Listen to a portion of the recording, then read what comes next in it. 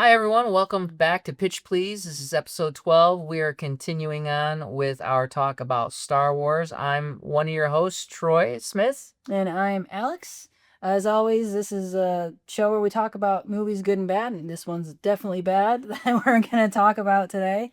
And just remember, these are our thoughts. We're not trying to offend anyone or, say that we're right or wrong. We're just here to have fun and talk movies. Yeah, we like to talk about the stories in the movies, and we like to give solutions of where there might be problems. And then at the end, we'll either repitch a new version or repitch the same version or do a new pitch. And this is going to clearly be a new pitch on our episode today. Today, we're going to be talking about Star Wars. You gotta pause, remember, for the intro. Does that come after? I thought that came after saying the title. That comes. So why don't you wrap up whatever our intro is? What were you saying? Like, I don't I know what we're talking about. I don't know. Should we just start over? Sure. Cool. Hey everybody, welcome back to Pitch Please. I'm your host, Troy Smith. And I'm Alex. And we're going to talk about another movie today in our Star Wars trilogy on Pitch Please. Again, though, this is just our thoughts on it. We're not saying that we're right or wrong. We're just trying to have some fun talking about movies, breaking it down, and then pitching something new. So let's get into it on Pitch Please.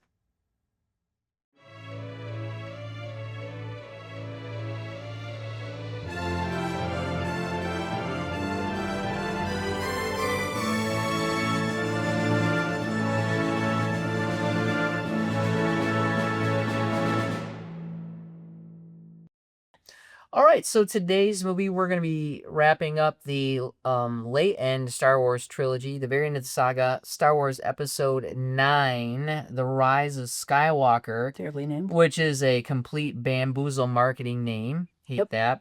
Sure. Released in 2019, produced by J.J. Abrams, Kathleen Kennedy, and Michelle Rewan. Directed by J.J. Abrams, written by J.J. Abrams and Chris Terrio. And cinematography by Dan Mindel, edited by Miriam Brandon and Stefan Grub, production design by Rick Carter and Kevin Jenkins, starring Ridley Scott. Daisy Ridley. Oh, I'm sorry, what'd I say? Ridley Scott. Wow. No relation. No relation. We're not close. Starring Daisy Ridley, John Boyega, Oscar Isaac, Adam Driver, with a budget of $275 million. You got less than the last one. Yeah, they did. Domestic gross of just over $500 million domestically, and worldwide gross of just over $1 billion. Yeah. Original. This is actually not an original. This is a sequel, and it's the very end of the saga so far. Yeah, until they do something else. Yeah. If they do something. Rotten Tomatoes, critics gave it a 51. Audience gave this one an 86. I don't know how. I don't know what these people watched instead of this movie, but I don't agree with 86% at all. I didn't even think I agree with 51. No, this was like like 20 at most. For me, yeah, no, 100%. This is a bad movie. Okay. Anyway, yeah. Synopsis, sir. That's yeah. So, The Rise of Skywalker brings the Skywalker saga to a climactic end as the Resistance faces its greatest threat yet: the return of Emperor Palpatine. Oh, gosh. Long thought to be dead, because he was dead. As Kylo Ren searches for the hidden Sith stronghold of Exegol, Rey continues her Jedi training under Leia Organa, grappling with the revelation of her dark heritage. She is the granddaughter of Palpatine. Dun dun dun! I can't believe I'm reading this. With time running out, Rey, Finn, Poe, and their allies embark on a galaxy-spanning quest to uncover the path to Exegol and stop Palpatine's final order. A fleet powerful enough to destroy entire planets. Ooh. He's miniaturized the Death Star and made him more mobile. As the Resistance mounts its final stand, Rey confronts Palpatine in a battle not only of power but of identity. Kylo Ren, redeemed as Ben Solo after a pivotal moment with a memory of his father, joins her in the fight. Together they defeat Palpatine, but not without great sacrifice. Ben gives his life to save Rey. In the aftermath, the galaxy celebrates the fall of the Sith, and Rey, having found her place and purpose, adopts the Skywalker name, symbolizing hope and legacy. The film closes with her standing on Tatooine, looking toward a twin sunset, echoing the beginnings of the saga. Yeah. So, yeah. So, just so you know, these we read these things, right? We read these synopsises, and sometimes it's hard to get through. Anyway, so we did okay. So, if episode, in our opinion, again, please like and subscribe. If episode 8 is a dumpster fire, then episode 9 is like the outhouse that never got cleaned, Yeah. falling on the dumpster fire, bursting into flames, and then rotting forever. I don't know. That's a pretty apt description. That's exactly what I can see with this one. Yeah, no, once again, we do our positives and constructives. I had 4 positives for the entire film. I had 3. You had 3. Awesome. I think we shared a couple of them. What were your 3, sir? Okay, so I liked the costume design. That was the cool. red soldered helmet, Kylo Ren's red soldered helmet. I think it was pretty sweet. Nice. I thought it was nice and edgy. So yeah, that's a positive. So costume department. Honestly, Ray's outfit too is pretty cool. Yeah, her outfit's That's pretty pretty good. That's a good costume.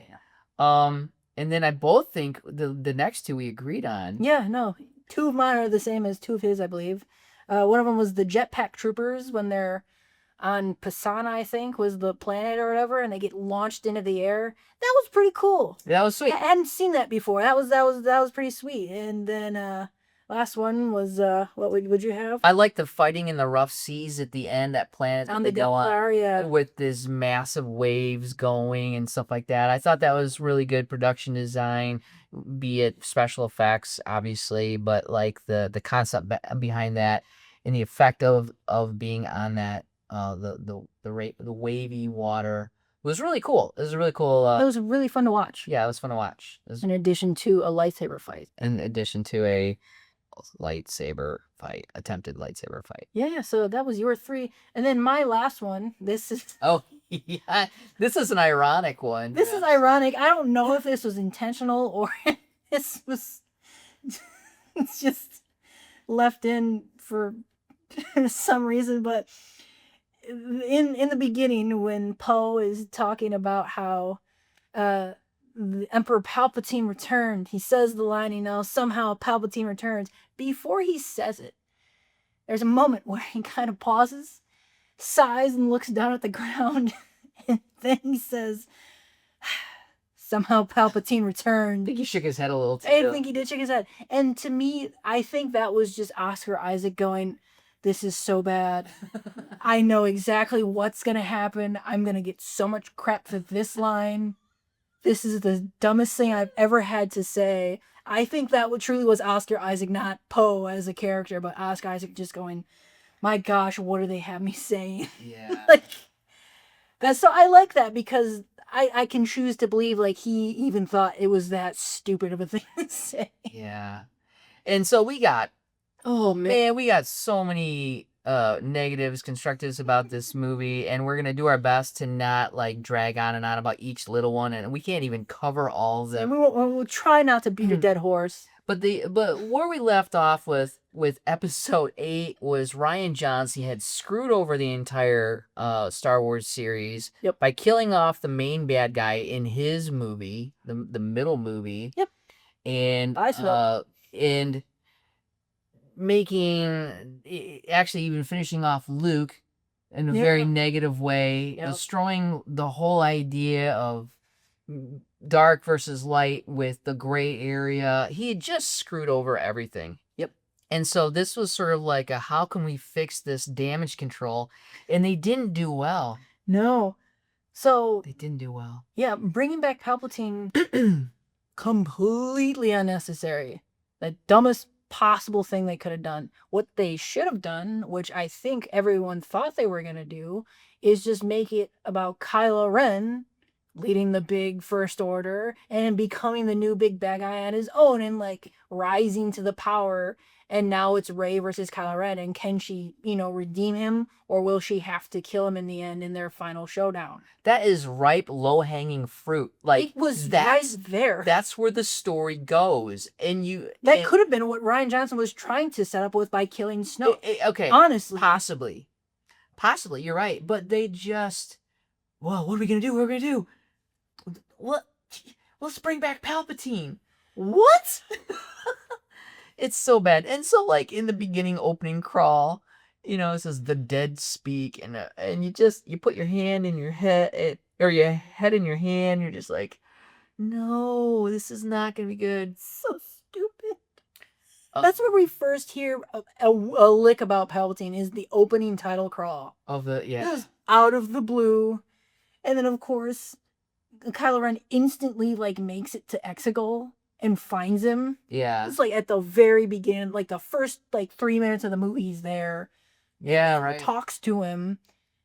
And like we find out, Snoke was made by Palpatine. Like, what? What? Where did that come from? They had to figure out a way to get him out of there and completely discredit him to make it seem like Palpatine was, I don't know, better than he was. And this Exegol place apparently is hidden, but you can literally fly around the little blob that it has you fly through. Yeah. But in the process, they're building this giant, the greatest armada in space. So, okay, I know it's science fiction, so let's throw in a little science here. Where do they get all the material? Where do they get the workforce? How do they, quote, hide like 10,000 Star Destroyers, their crew, their builders, all this stuff? How do they hide it? All those Star Destroyers like literally come out from underneath the planet, it looks like. Like, A, how did the planet not get destroyed from that? Right. And then B, why are you building all these things underground? If no one can find your planet, why are you building them underground too? No one knows. It's not like there's some spy plane or satellites like, hey, what are they building down there? It's like there was no need to hide them. Sure, you're going for a cool, I'm gonna air quote cool, like visual effect look to have them rise out, but it was all in like pitch black, so you can hardly see it anyway. Yeah. And there's like 1 billion people as a workforce, as a crew force. You'd have to mine stuff from 1 million different planets. Not to mention, this takes place 30 years after the fall of the Empire. Yeah. So in 30 years, they built like 10,000 of these massive ships with, somehow they figured out how to make the Death Star gun miniaturized for each one of them too. Yeah. In 30 years. Yeah. Unless they're trying to say that Palpatine was doing this well before that. Mm-hmm. But that, again, is just stupid. And then I'm going to throw back a little bit to actually episode 7, where J.J. Abrams starts us off, because this is what's so crazy. First off, like I've told you before and on the show, I don't need to see, and I don't need it to be 30 years later to see my 30-year-old childhood heroes now be like in their 60s and 70s playing these parts. But here's the thing. At the end of A New Hope, the Rebel Alliance defeats the Empire and takes over the galaxy. Yep. 30 years later, after Return of the Jedi. Oh, I'm sorry. Yes, I'm sorry. In Return of the Jedi, they had beaten the Empire. Yep. And now they're in charge of the galaxy. Yep. Within 30 years, they somehow screw that up and become rebels again to some new faction that already has immense power, so much power in size that now they have to be a rebel force against that again. I mean, they could have just had the Empire come back, but no, they had the New Order. Anyway, I digress. It's just kind of dumb. So there's so many things in here. One of them I have is the Emperor reincarnated. Yep. Tells Kylo Ren to kill his granddaughter. Yep. First off, that's messed up. Second off, he really doesn't say why.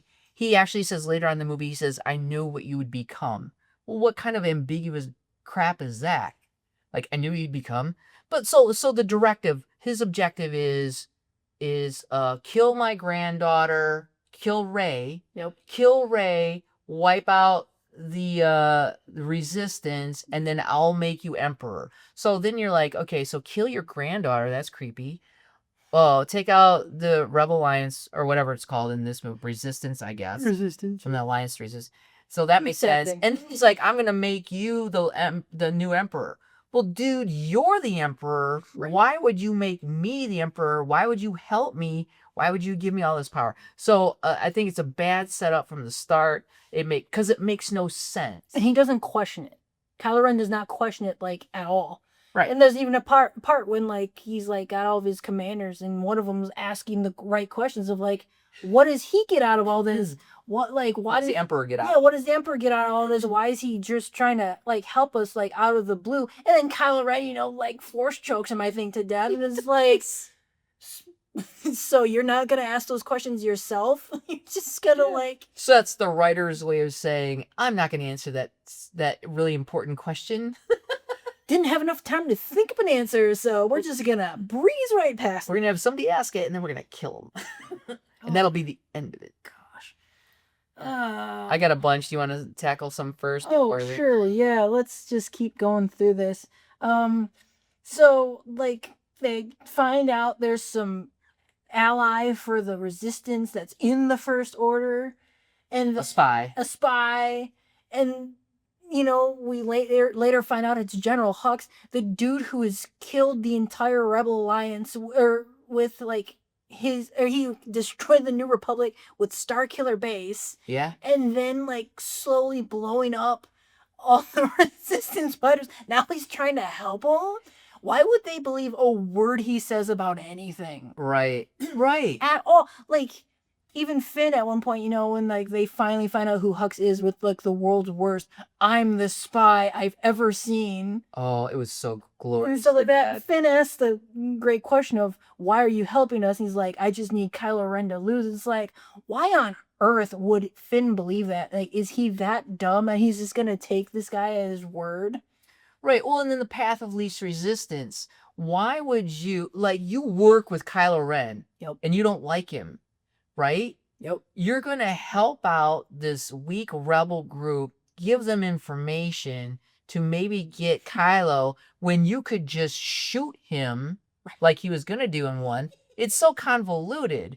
I'm the spy. Like, that was such a mean line. I think it was just to embarrass him or whatever, but it's like, dude, you're gonna get discovered. Yeah, so that was, and then he gets discovered. He just gets shot. Then like the next scene, he just gets wasted. There he goes. Like one of the most, one of the characters that had the highest potential in like the first two movies. Yeah, they just like give him a couple lines and then kill him off like halfway through, and that's it for him. Like, it's such an unceremonious ending to his character when he was such a great kind of pivotal lead in the beginning, like to battle against Kylo Ren in like a battle for power, and now he's just like, who cares? Let's just get rid of him. That was really dumb. So that's his story arc. It ended poorly, and he's such a great actor, and he just was completely underutilized.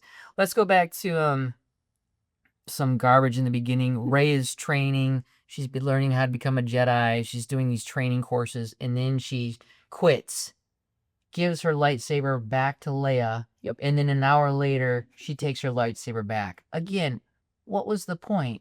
Why do we see her and then say, it's for another time? Like, clearly she's good, she's skilled, she's a girl boss, she can do all this miraculous stuff. And then she's like, I'm not good enough, I'm gonna give up. It's like, I didn't complete the training course because I got distracted. I'm like, what was left to do? She got the red ribbon. You killed the bot, you got the red ribbon. What did you have left to do in your training course? Yeah, and then like an hour later, she just takes it back. Like, well, I guess I'm good now. Well, I need this because I'm going to go fight Kylo Ren, so I need the saber back, even though I gave it to you. Yeah. Oh my gosh, it makes me mad. It makes me so mad. Okay, and then she wants to go off on her mission, and Finn and Poe are like, we're going to go with you. And she's like, no, you can't. It's too dangerous. I'm like, stop saying that. Everyone says that in movies nowadays, and it's such a cop out thing to say. Yes. To just like, I'm trying to be good by making sure you don't come with me. It's like, you're just kind of like being stupid because you're getting rid of backup. Yeah. Even though apparently you are like the most powerful like force Right. user, like you honestly could probably do it all alone. And I mean, just bringing yeah. you're bringing liability, but again, it's like just make her weaker. Yeah. Make her need these people. I think that writers need to come up with a better new type of conflict than saying, I'm coming with you. No, it's too dangerous. And then they plead their case and like, okay, fine. It's Well, like, to me, it's that's like just weak conflict. Yeah, it's trying to force someone to look like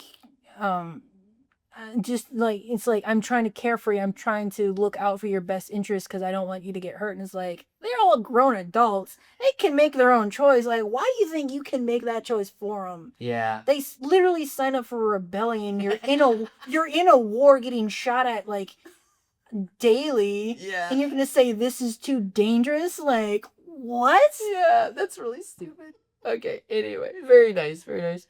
Yeah, I had that in there too. Okay, I gotta say this about all three movies, and I didn't mention this to you earlier, but the puppets all look terrible in this movie. They do. The aliens all look like plushy toys. I feel like in 7 they were half decent, Half. and then they just got progressively worse. And they just look like kids' toys. They look bad. Yeah. And so I'm not gonna go any more on that, but I think the puppets look terrible. No, that was something I noticed too. It's like 7 looked fine. And then just like 8's kind of was like, what the heck? And those little owl things and the little nuns. Yeah, and then 9 is just like you got these little kids that are just like laughing like, oh, yeah, that's bad. Yeah. So okay, so a big issue I have is now apparently because of episode 8, you can apparently talk to people through space and time using the Force. And then apparently you can grab stuff like metal dice that never existed before, or a lightsaber, or a necklace. Yep. And so that is garbage. Yes, It's too convenient for your story to be like, well, I need so-and-so to get this from so-and-so, and they are way far apart. So I'm just going to have the, quote, the Force put them together, and they'll just physically grab it from them. So that was garbage. Because we're that strong in the Force. No. Right. That's stupid. Okay. So they talk about the First Order and like how they're going to rise to become the next new empire. How are they not the empire already? They got rid of the Alliance. Right. So what powers are left in the galaxy? How are they not an empire already? Like they're talking about them becoming the empire. They are the empire. Right. That's been established because in the 7th movie, they got rid of the entire Alliance. Yes. Dumb. The New Republic's gone. You guys are it. Now you're an empire. Congratulations. And that alludes to, I'm jumping around big time right here, but that alludes to later on when, Rey, who even without training is the most BA freaking Jedi ever. Yep. And then she goes through training, and then Palpatine at the very end says, like, she'll never be a Jedi. It's like, wait, what, dude? Like, she has been a Jedi. So that just is annoying. Okay, so going back to... Let's go back to the beginning, yeah. Yeah, kind of going back to the beginning. They go on their little mission to go find the trail of cold that they were looking for this Wayfinder thing, and Luke had a place they went to. They go meet up with Lando finds them somehow. Again, another cameo of the old actor. I love Lando. I do too. He's pretty cool. I liked him when he was nice and young and like winking at all the ladies. Yeah. Like there's just a old guy winking at the ladies. But I love Lando. Lando's great. Love Lando too. Again, it was complete fan service to have him show up. Oh yeah. Oh yeah, and he shoots like a stormtrooper with a bow and arrow, and it just like instantly kills the dude because their helmets stop nothing. Their helmets, like you said earlier, and it's for conformity, plastic. Right? It's just to conform. It's literally they probably just have some molded plastic and just like duct tape on. Just like there you go, guys. That'll protect you from nothing. But you know what? You should be a better shot because you shouldn't even get hit or shot at. Yeah. Anyways, okay, so then they go into the desert to find this Sith sympathizer guy. They get knocked into some sinking sand pit. Of course. Because why not? And of course, it's like very obvious where it is because all the sand around it's completely safe and they fall into the one spot that's dangerous. Mm-hmm. And then inside this pit, there's the speeder of the guy they're looking for, and his his bones and body, and he just so happens to have this dagger with directions and the exact location of where this wayfinder thing that they're looking for is. Don't they basically, somebody kicks it with their foot or something? Or someone says, oh, I think I see it. They're just like, what's that? And it's like, dude, he's got a bag of stuff. Why do you pick out the one thing that you need from the bag? Well, it's just so lazy. It's so lazy. Like, they're going to fly through, going to fall in this specific pit in a giant desert planet. This one spot happens to be the one spot where that guy was, and they happen to find the one thing. Like, that would never, ever happen. It's a needle in a haystack, and they find it. Yep. Just it's so convenient that they got got sucked down in there and then didn't get killed by some sand thing. It was like, there's tunnels underneath this pit you fell into. Yeah, the snake. 'Cause why not? And then they introduce force healing with this snake for some unknown stupid reason that comes back twice in the movie that's never been shown before. Never been shown. I've never read the comics. Maybe it's in there, but even that's just a far-fetched thing. To me, I feel like J.J. Abrams just in the writer's room was just like, well, and what if this happens? And some assistants just like, trying to take notes on how to be a good writer. I was like, well, why are you doing that? Because I don't want to figure out a different way. I just feel like he's just kind of phoned in. He's like, Rian Johnson screwed us. We're just going to try to wrap this up, and we don't really care about, like, the semantics. Right. Let's just write a Star Wars movie and see what happens. Right. Exactly. Oh, and then Kylo Ren's ship, right? Rey hears his ship. This is moving forward just a little bit. Yep. Here's his ship coming for, like, 3 minutes and prepares. Yeah, I was like, good heavens. And then it's a loud ship. He's like, ah. And that sequence actually went on for quite a while. It did. The backflip was kind of cool. The backflip was cool, and the crashing of his ship was cool. What wasn't cool? Kylo Ren tumbles at 200 miles an hour into a fireball, and then blows up in a fireball, and then walks out all cool. His cape isn't on fire. He's not burned. His hair looks great. Nothing's torched on his body. Unscathed. Why? Like, don't the Sith not even why, just how? Yeah, don't the Sith get burned all the time and get scars? And... Vader. Yeah, Vader. Gets his arms and legs chopped off and then gets burned alive, and it's like just a toasty crisp. Why the heck is Kylo Ren totally fine? Yeah. Like, he's completely... It was stupid. And again, I don't know. These things just bother me so much. At least show him, like, ejecting before it blows up or, like, starts tumbling. It's just like... Right, yeah, show me eject. Wings is gone. Ejects out. Then it crashes in, like, huge fireball. And he just, like, lands with the force and stuff. That would have been way more acceptable. And it would have been pretty cool. It would have been pretty sweet as a superhero landing or something. Yeah. That would have been way better than him walking out of a fireball. Like, give me a freaking break. And then they're doing the force pull on the ship that Chewie is, quote, on. Yep. So now Rey can, like... Rey can force pull massive objects. Oh, my gosh. From a distance. From a massive distance. And then from massive distance while somebody else is pulling. Mm-hmm. And then she had the force lightning, right? Oh, yeah. That blew up. So she's got force lightning. She can pull ships. She blows it up. And then guess what? Oh, Chewie must have been on a different transport out in the middle of some planet that wasn't seen flying away moments later. Are you kidding me? Like, I hate you, writers. You're terrible. That is so, like, you can't just write in tricks and bamboozles and just say it's okay. Yep. You have to have reason. Yep. And you have to have logic. Like, why didn't you see the ship? Why would there have been 2 ships? Why would have Chewie not been on that one ship? You can't just say they blew it up. Oh, no, Chewie's dead. Oh, guess what? He's alive. That's just crap. It's lazy crap. Yeah, they could have had 3 ships. Troop transports that have got battalions of people going. They see Chewie getting taken onto one, but then Rey doesn't know which one, so all 3 take off at the same time. She just tries to pick and choose, grabs the wrong one, is trying to force it back, has her little thing with Kylo Ren as the other 2 fly off, blows it up, and just prays that Chewie wasn't on it. And she could have had Finka just said, Chewie was on that ship. And then he could just been wrong. Right. He could have missed. Yeah, he could have missed. Right. Which ship it was. You know, he could have been wrong, and that could have been acceptable. Yeah. But just saying somehow there was magically another transport that no one saw. That took off either slightly before or slightly after. They took off from a different direction that no one could see here. It was so dumb and so lazy. I'm angry. So bad. And I'm angry about it. Also, my voice is getting raspy. The Force lightning, that takes forever for a Sith master to master. And like be able to do. And she's just able to do it again on a whim. Just like, oh, here's some Force lightning. Yeah. Why not?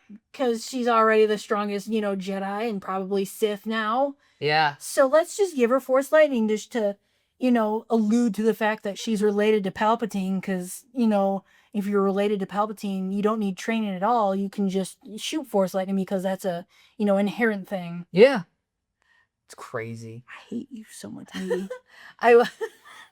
This was so painful to watch this movie, and it was so long. I want to follow Zori's character's arc for a second. Zori is the girl that Poe's like old love interest. Yep. That he finds when they're trying to figure out. Oh yeah, because C-3PO can't tell him what the Sith thing is, so that now adds in a new MacGuffin to go find someone that can make C-3PO tell them what this dagger says again. Adding to the runtime of the movie. Why not? Another distraction. Anyways, he meets up with Zori. Excuse me. Anyways, he meets up with Zori. They have some great tension there. She's clearly someone who's interesting, has some skills as maybe a bounty hunter or something. Says, I'm going to get off this planet with this captain's thing. Yeah. Which she just gives up to him to help his friend, even though she doesn't like him. She gives it to Poe. Take this captain's medallion. She's like, I'm going to get off this rock, but take this. And he's like, go with us.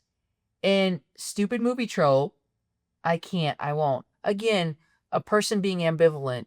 She had an objective, get off the planet. She has a means, I can get off the planet. She gives it as a sacrifice. Great. They know each other, have a relationship. He's like, come with us. She should have gone. She's been like, yes. She says no. There's literally not a reason she should have said no. And she could have been a new Han. She could have been a new Han Solo character. Fun, edgy, somebody new. Yep. And she's like, I can't go. Wait, you literally said that's what you were trying to go, and now your character's going, well, I can't do the thing I want to do. So stupid. It's like George Lucas now. I can't make the movies I want to make with my $4 billion or $7 billion now. $7 billion. I can't make my movies. Well, you should. I can't. I can't do it. Dude, why? All right. Anyways, so that's that story arc, which was completely stupid. Yeah, no, it makes no sense. Like you said, it gives them a complete out. And then, of course, later they blow up the planet that she's on. We think she gets blown up, but then at the end, she shows up again, completely fine with her ship, with all the rest of the people. Like, come on, bamboozle after bamboozle with no actual good payoffs. It's crap. And no, like, unless she literally left like 5 minutes after they did. Yeah, for some stupid reason. She's like, I can't, I'm not going to go with you. But then they leave and she's like, well, maybe I should just go. And then she survived. It was stupid. He hated that so much. Yeah. I had down that, oh, go ahead. Sorry. Because like on that planet, I'll just follow this little story arc. They basically find out like they have to sacrifice C-3PO and get rid of his whole memory to find out where this is. And they force him to sacrifice himself. He doesn't get to come to that conclusion. So they're just like, we're just going to do this to 3PO because we need this information. And I've always felt bad for 3PO. Just through all these movies, like, he's just kind of like the whipping boy that they just like, everyone hates on him. Like, he offers helpful things. Like, sure, he's a little scared, and rightfully so. They're getting shot at all the time. Like, he's the only one with some common sense of, like, we're getting shot at, this is bad. And everyone just rips on him all the time. Constant. And then they're just like, we don't really care about 3PO. Just wipe his memory so that we can get what we want, and who cares? Yeah. And to me, that was just like, that's such a jerk move. Yeah. Like, how selfish is that? I was like, sure, you're trying to find this thing. But again, you're forcing who we thought was your friend to just be like, yeah, we're going to sacrifice you to get this. Like, we need this more than we care about you. Yeah. And then I don't even think he's like, okay, let's do it.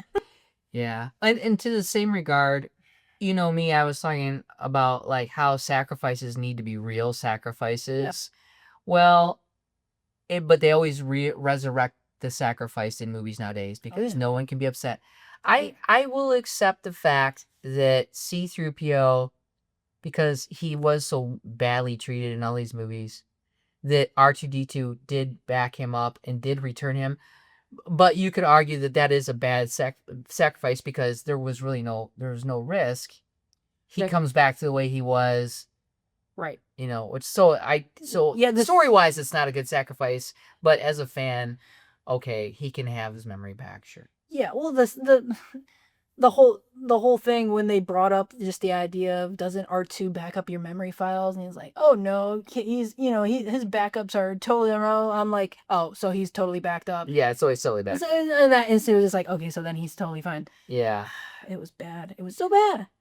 All right, it's so mean. We got to move here. Yeah, we've been talking. Palpatine Palpatine is such a character that makes no sense in so many ways, and one of them is that he actually has his own son and his son's wife murdered. Mm-hmm. Which, was his son not a force sensitive person? I don't know. And then he always seemed to want his granddaughter, not his son. And then he wants her murdered until the end. He's like, I didn't actually want you murdered. I wanted you here. I didn't want you killed. I want you here, which is another bamboozle. Then go say, retrieve the girl, not kill the girl. It's terrible. It's a terrible twist. It's a bad twist. You can't have your whole movie based on killing a character and then say, well, I didn't really want to kill you. I wanted you to show up here. Just bad. It's terrible. Yep. Shame on you. That's terrible. And then he said, I wanted her dead because I saw what she would become. What is that? Right. But then later he says, I didn't want you dead. I wanted you here. Make up your mind. Anyway. Yeah, it is bad. Okay, so then they've got their MacGuffin knife. And so they go fly to the location that they're told. And then they just so happen to crash land in the right spot and stand on the right cliff where they can use this knife, and somehow she knows to look for like outlines in the knife with the distance debris, and just so happens to be exactly where she needs to be to find this MacGuffin Wayfinder thing. So bad. To me, that is the worst storytelling, the laziest freaking. This movie is so lazy. The laziest storytelling. And I thought she stood on a cliff or rock from my memory from the first time I saw it. Mm-hmm. In this one, I think she's standing in a field. She just stops walking forward. It's the edge of a field, kind of on a cliffside. Oh, is it? Okay. Because she does look down and there's all the waves below her and stuff like that. But it's just a field behind her. And so she holds up the knife and it literally has an arrow pointing toward to go. Are you kidding me? And she knows that it extends for some reason. Oh, yeah, it extended out. And then she just so happens to like, oh, if I line up this, and then it's pointing there, so just make it a beacon. The thing's got a beacon on it that this one person has, so it beeps when you get closer. Just make it a beacon. That is so unbelievably bad. It's so convoluted for no reason at all. Yeah, and it just, again, needle in a haystack, and they find the needle again. Yep. Conveniently. Okay, and then it's also full of these stormtroopers that are deserters on this planet. And First Order deserters. How are so many of these First Order people breaking their conditioning from, like, their birth conditioning? And getting to that planet. I think she said they escaped as a group, but again, it's like, how and why did so many stormtroopers just break what they have been ingrained with from birth? Because, like, it was an innate feeling I had not to do this thing because it was bad. What? Yeah. Bad. Dude, you grew up knowing one thing. That was to kill whoever we tell you to kill. Yeah, if they just sort of removed that concept of train from childhood, yep. They would have just said, hey, we take slaves, we take prisoners, we take people, and we force them into this, and maybe have some ransom, like we force each person has some sort of leverage on them. Yeah. Their family or whatever. And I think that's what the Romans did. For the most part. And then now they're part of this, and then they can't do it. But when you say you're trained from birth or trained from, it doesn't track at all. Yeah, it breaks. Again, it could have just been the whole, like, I signed up thinking it was one thing. Oh, yeah, sure. And then they wanted me to, kill a village of innocent civilians. And then I realized I can't do this. Yeah. That makes way more sense to me. Of like, I signed up expecting one thing and then found out, oh, these guys are actually horrible. So I deserted and left with a bunch of other people who thought the same thing. Yeah. Or they were compelled to be soldiers and they escaped. Yeah. They just got out. Something where they weren't taken from birth and Yeah. conditioned to be these things. Like, it would have made more sense. But Yeah. we're spending too much time on that. Yeah. So, okay. So the thing I really hate was when Rey and Kylo Ren are fighting out in the water area. Well, first off, how can Rey sail a ship? Yeah. She grew up on a desert planet. She's sailing a ship through the water by herself. Stupid. Yep. But anyways, I love the effects of the water was great. It was a great background. But in terms of story, again, doesn't make sense. She's literally can do anything. Yeah. Like she can pull a cheesecake out of the air. Like, hey, look, I made this cheesecake for you. Look at this. This is beautiful. It just appears from the fourth. Anyway, her and Kylo Ren are fighting on, I don't know what it would be. It's in the water. On whatever's in the water. There's a wrecked part of the Death Star. And the sword fighting is terrible. They're just hacking at each other. Boring. And then Finn, like, what is up with this character? He keeps telling her what to do. He keeps telling everybody what to do. And so he's standing out there shouting, Rey! Rey! Like, what is your point, dude? Are you trying to distract her so she's gonna get killed? Are you gonna say, Rey, stop fighting him? And she's gonna get killed? I feel like there's still a bit of First Order in him. He's like trying to get the one Jedi killed, and he's like a sleeper cell. It's like, we made you think that you're trying to get away, but in reality, we're gonna send you to find this one Jedi, and then you're gonna try to distract her every chance you get when she's in perilous danger, so that she dies. Yeah, like that was so. Well, it was just. I just hated his character at that point. You're literally yelling at her to do what? Stop? I think half of his lines are him just shouting someone's name. What his character should have done was try to go help his friend. Yeah. And then get hurt or fail or something like that. I think he does at one point, and Kylo Ren pushes him back, and then Rey and Kylo just keep fighting, and it's like, and then he starts shouting. I'm like, dude. Oh my God. You're no match. You clearly can't do this. And she clearly has, a clue and she can fight. So, like, if you're in a fight and I'm far away, I'm not going to shout at you. I'm going to get my butt over to where you're at and help you out and not stop and shout, Alex! Alex! Fighting. What? I'm coming! What? Oh, dang it. Anyway, yeah, so that was annoying. So anyway, so Rey's flying through the air. She's doing everything. Yeah. But then you talk about the sword fighting in this one. So boring. Where they're holding the blades. Yeah, Kylo Ren does. She does too. She does? She does. Oh, she started it. I missed that part then. They both hold it with the back handle, swinging it like this. For sword fighting, that is the worst thing you can do because it kills your range. It's like a defensive thing to like make blocks, but then you still have to use your arm to block, so you'd use the flat of the blade braced against your forearm to stop it. They've got lightsabers. You brace it with your forearm, your arm is gone. So they're trying to kill each other with like limited range, so they have to get closer. And it's like, dude, you were fighting the right way to begin with. Why'd you switch it up? And then of course they each take like 5 swings, and then they're both like panting, like that's the most exhausting thing they've ever done. And they're just like take some slow, big, sweeping swings. Here I come, here I come. So anyway, the prequels are the prequels the greatest movies in the world? No. The one thing they did get right is they have some of the most intricate and amazing like lightsaber dueling of all time. Yeah. Like of all Star Wars, the prequel movies do it right. Yeah. And those came, of course, after the originals. How did we devolve from going from that to what we see in these movies? It's terrible. Yeah. And I don't get it. Did they fire all of their stunt coordinators because they just didn't like them? I don't know. Crazy. Stupid. We gotta keep going. Yeah. So here we got, this is a big issue for me as well.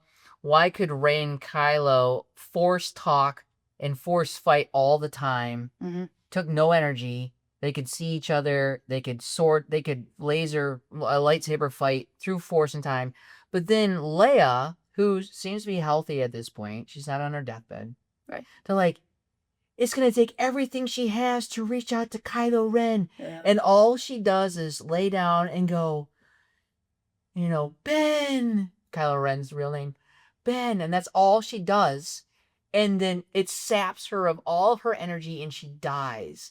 When these two have been like force talking and they're like hanging out and force fighting and it depletes nothing, but yet it takes everything that the Jedi Master Leia has and saps her to say one word and then she dies. Terrible, terrible, terrible. Anyway, I don't even have a way to solve that problem. Just not do it.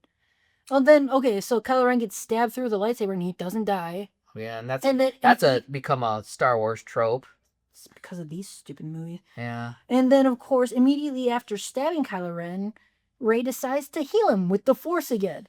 Why? Another ambivalent character. They keep changing what their objectives are. It was so bad for me.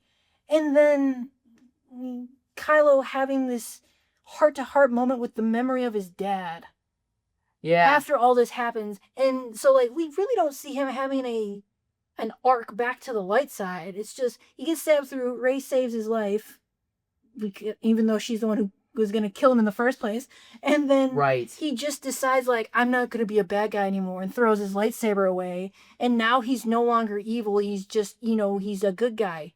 He's redeemed. There was no challenge. There was nothing for him to go through. It was just he could have just chosen that the whole time. Right. Nothing changed for him. I don't feel like anything changed for him. Even Rey, healing him after stabbing him, why would that change anything? She's been trying to save you this whole time, dude. Yeah. And then when he, quote, sees his dad, Han, but it's not his dad, it's his memory. And that is emotional manipulation of the audience. And it's shenanigans. It's just, I will use words like bamboozling shenanigans. And it was garbage. It was just bad writing. Yep. And then we find out that Leia knew Rey. They throw out this throw-out line. Leia knew she was a Palpatine all along.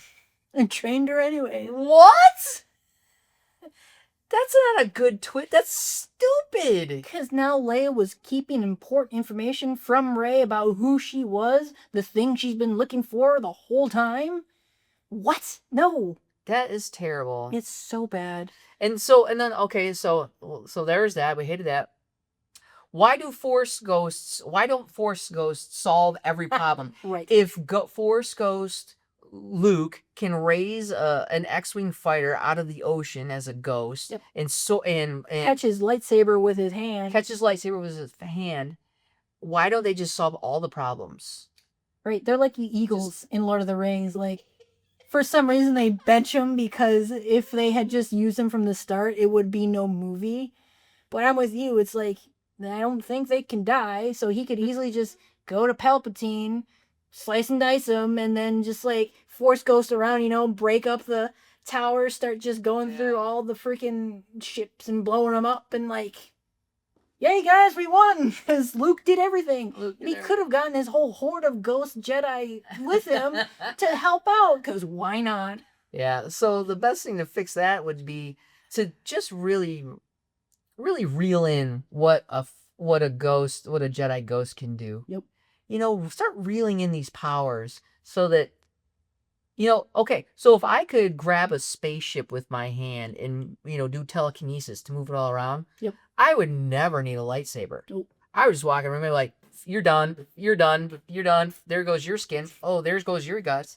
You don't even need to have a weapon. You are a weapon. Yep. But they went too far with the powers of the Force. Okay. Yeah. Let's do some rapid fire stuff because I got a few little things here as we just get to towards the end of the movie. Oh, the ridiculous ground invasion on a Star Cruiser with horses. Yep. And arrows. So dumb. Why did they not shoot this navigation tower with their ships? Why did they need a ground force to begin with? They didn't. They did not. And then also, this ground navigation system, they're instantly figured out that they're going to try to blow it up. So they shut it down and transfer their, transmission to a different one. why did they not, when they landed all their ground forces, just transfer it back? That one was totally fine. Yep. Like, no one ever blew it up. It was totally fine.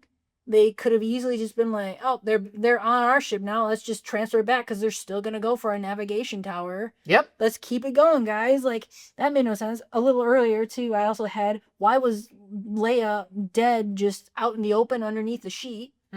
Like, that's pretty creepy and weird and disrespectful to the dead. Like, that was super dumb. I've said a few. You got any? I do, yeah. Palpatine sucks the life out of them, but they're not dead. Yep. He literally sucks the life out of Kylo Ren, throws him into a pit, and then he climbs out of the pit. I think he threw his lightsaber up there, too, to Rey. Yeah. From the pit. Going back a moment, way back in the movie, like maybe the midpoint, Rey has a sword fight with herself, and then she gets like the demon teeth. Oh yeah. And it was a nothing. It was absolutely completely pointless. Did nothing for the story. That was garbage. And then also the whole ending was just terrible. So like they hate each other, they're trying to kill each other. Now they love each other. Rey and Kylo now love each other. Oh yeah. She dies somehow. Yeah, we don't know. We don't know what killed her. Right, yeah, she literally just like blocks his lightning back at Palpatine, and then he dies, and then she all of a sudden collapses dead. Like, what killed her? And she didn't become a Force ghost, so she dies, doesn't become a Force ghost and evaporate. She dies. Kylo Ren heals her, even though he doesn't know how to do it. Yep. And then he dies. After they make out, of course. After they make out. Romeo and Juliet, right? Why not? He dies and vaporizes, and then his death leads to Leia vaporizing. Yep. And then later we find out that oh no, that was something else. So they're vaporizing, but Rey doesn't. Rey doesn't because you know why? We need her alive. We need her alive at the end of the story. Yeah. And we don't need to vaporize Leia. She's dead. Yeah. We don't need to vaporize Kylo Ren. He can die. It was... it was so bad. It was just terrible. Because I think in the Clone Wars TV show, there's several times, Jedi die all the time in that show. And I believe they bury them in a crypt. And they have their bodies there. And they don't just vanish. Mm-hmm. They could have had bodies that they needed to bury in a crypt. Like, it would have made more sense to me. Yeah. Just not... I got 3 more. What do you got? I just have a couple left, I think. We're way over budget and time right now. Oh, yeah, 100%. But there's a lot to talk about. It's really bad. Do you want to do yours or you want to do mine? You can do yours. Okay, so number 1, fan service giving Chewie a medal. Oh, yeah. So that should have, first off, that's dumb. Yep. And fans, yes, when I was a kid, I wanted Chewie to get a medal. Oh, yeah. Doesn't mean you need to give it to him. 30 years But later. then you think about the sad situation that Chewie's in.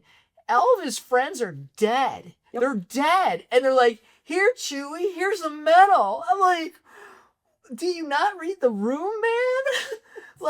Now you're literally reminding him of all of his friends, and they're all dead. Yep, he just lost Luke, Han, and Leia. Yeah. And I think some other people, too, by the way. Here. And then, of course, she has a medal. Why not? Stupid fan service. That was terrible. And then I don't think he ever gets the Millennium Falcon, too. He's always, the co-pilot. Even though he can fly it. Yeah, he can totally fly, and he can fly it really well, and poor guy's always the co-pilot. Always. Even to Rey. And Lando, when Lando comes back. But it was his ship, though. Oh, okay, it was his ship. But Rey, he should never have been Rey's co-pilot. No, Rey should have been his co-pilot. That was stupid. And then, okay, so that was one. So another one was burying of the lightsabers. Yeah, I had that too. Really stupid. And then of course, the biggest kick in the teeth. Stealing of the last name Skywalker, as if the crowd's gonna go, yes, in the audience, yes! Because she's not a Skywalker. And then that's literally how you end the saga, is somebody literally just steals a name. It's like stealing a social security number. And it's garbage. Yes. 100% garbage. Yeah, so that movie is it's a heartbreaker. It's not good. We don't like it. Clearly, we've wasted a lot of time probably talking about how much we don't like it, but yeah, we're gonna try to finish off our version of the trilogy now. And we're gonna base this on what our pitch was for the kind of the fixes of movie 7, which is pretty much the same. Yep. And then movie 8 was a complete repitch. Yep. So go back and watch that episode to find out what we're leading into for our new pitch for the 9th movie of Star Wars, which has literally nothing to do with what we just talked about. No. It's We stole a couple things, but still a couple ultimately, Yeah. it's a completely different story. that follows our pitch from the last episode. Yes. All right, you want to get started? Yes, I will pitch, please. All right. So, the story starts out following the Resistance as they uncover rumors of a massive fleet controlled by Supreme Leader Snoke, capable of bringing the galaxy under his oppressive rule. Poe Dameron, now the leader of the Resistance after Leia's death, sends Rey and Finn on a mission to find the fleet's location and destroy it. Rey, now stronger in the Force, has been training Finn and sees this mission as an opportunity to deepen their connection and continue his Force training. Meanwhile, Luke Skywalker returns to train the Resistance Jedi, who he'd been training in the movie that we've previously talked about. Mm-hmm. And he gets rumors of Force-sensitive beings somewhere else in the galaxy, and so he goes to investigate that, hoping to recruit them to the rebellion. As Rey and Finn track down leads, Kylo Ren is dispatched by Snoke to stop them, sensing Rey's growing power. Their search brings them to a former member of Snoke's construction crew who reveals the fleet's location, but Kylo ambushes them. Finn is injured in the battle, forcing Rey to retreat. Kylo Ren tracks Rey with a device, further complicating their mission. Meanwhile, Luke confronts a group of Sith warriors who reveal themselves as a dangerous new faction. Overwhelmed, Luke manages to send a warning to the Resistance before he is killed in combat. Yeah, crazy stuff. Rey and Finn eventually track the fleet's location to a hidden planet, but Kylo Ren ambushes them again. After the battle, Rey injures Kylo but escapes. With the Resistance under attack, Poe leads a desperate counteroffensive. The Resistance suffers heavy losses in the ensuing space battle, but they finally make it to the hidden planet, where Rey leads the Jedi in a ground assault against Snoke's Sith warriors, the ones that killed Luke. A large-scale battle ensues with a lightsaber duel between the Sith and the Jedi, and a giant aerial attack as well happening at the same time. In a tense moment, Rey confronts Snoke in the throne room. This is taken pretty much from 8. From the actual episode 8. Yes. Not our episode 8. So in a tense moment, Rey confronts Snoke in the throne room where Kylo Ren arrives to stop her. However, Rey appeals to Kylo and he ultimately decides to turn on Snoke, helping her defeat the Supreme Leader in a final showdown. With Snoke dead and his fleet destroyed, the Resistance manages to avert disaster, but at great cost. Poe leads the final assault to destroy the planet, ensuring Snoke's forces can never rise again. And that would be the end of our version of the 7, 8, and 9 Star Wars trilogy. We did kind of broad stroke this ending a little bit. But yeah, that's it. That's it. So let us know what you think, whether you like it, don't like it. But these are our thoughts. Again, these are our thoughts and our opinions, and you may not agree, and that's cool. Yeah. Maybe you do agree. Maybe you love this movie the way it was. I'm not sure how, but if you do, more power to you. You can like what you want to like. So that's great. Yeah. So hey, thank you so much for joining. Please tell your friends about us. Send them our links to Spotify, to YouTube. Yep. And keep following us and click like and subscribe. And catch us next time on Bitch Please.